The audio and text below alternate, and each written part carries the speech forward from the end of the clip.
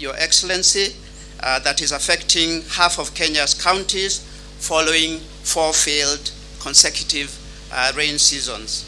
And from the NDMA reports, we seem headed for a 5th successful failed rainy season. And I know that recently we've seen some rain coming through. We should not be take life. We should assume that this is going to get worse. So this initiative is really critical.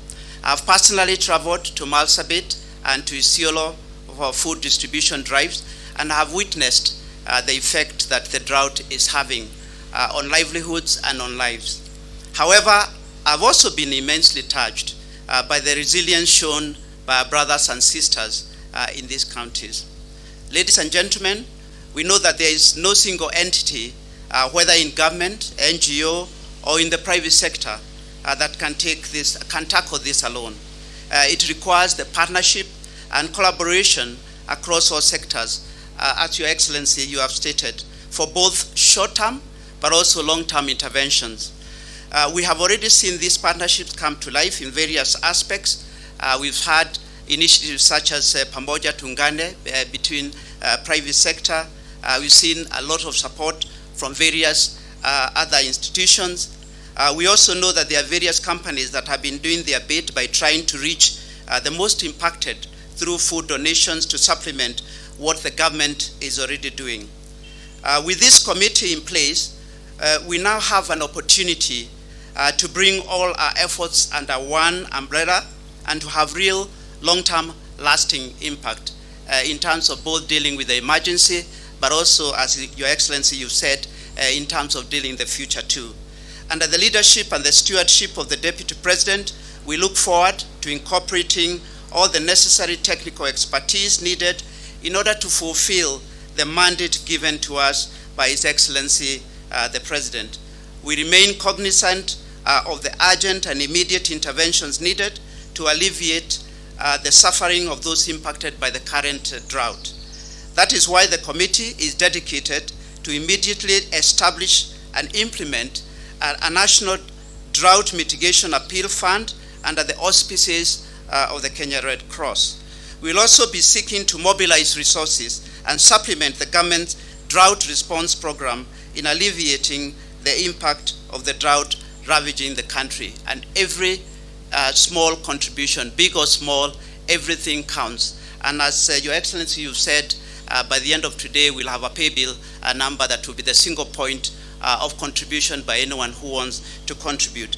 The committee will also be meeting later so that we establish other processes, including opening an account that will allow us to mobilize and manage the funds that are received.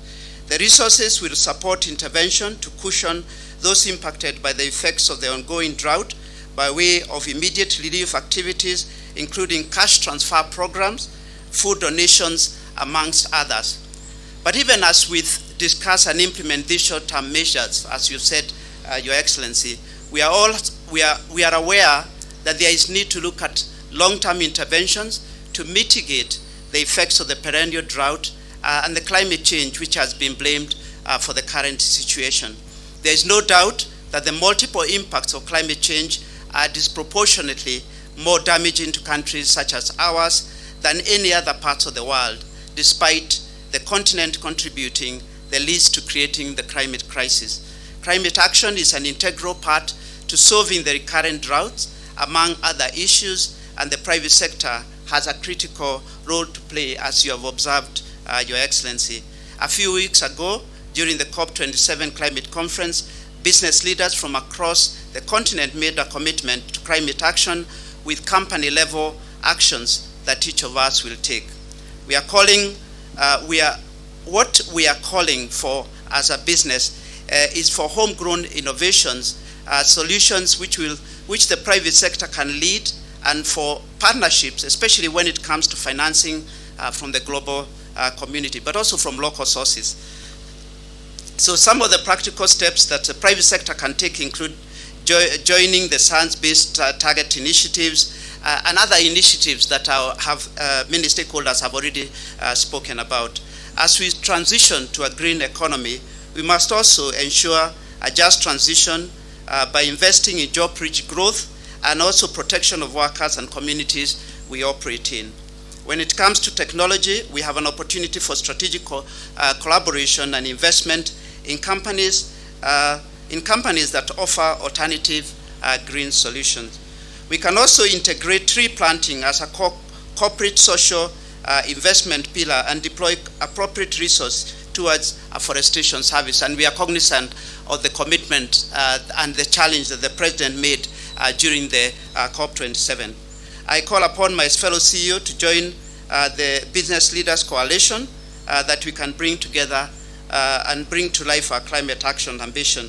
I recognize companies such as Equity Bank, Diamond Trust Bank, East Africa Breweries, KCB, and whose CEOs have already joined the coalition, and many others as part of creating partnership that allow us to get to the next stage. Your Excellency, ladies and gentlemen, we know that the task ahead of us will not be an easy one, but I assure you, and indeed all Kenyans, that we are ready for the challenge.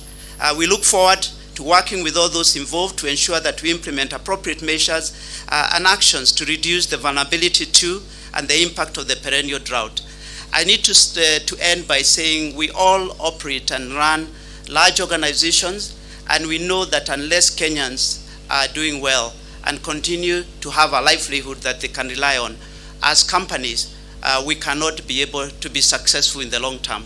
So we are here to support, we take the challenge, and Your Excellency, we commit that through these eminent team members of the committee, we will do our very best to ensure that we deal with both the emergency elements but also the long term. And we appeal to Kenyans, every single Kenyan, to come together in cash, in kind, donate your Bonga points. There's approximately, and I can say this because I run Safaricom, there's approximately 4 billion Kenya shillings worth of Bonga points that sit in all our various accounts.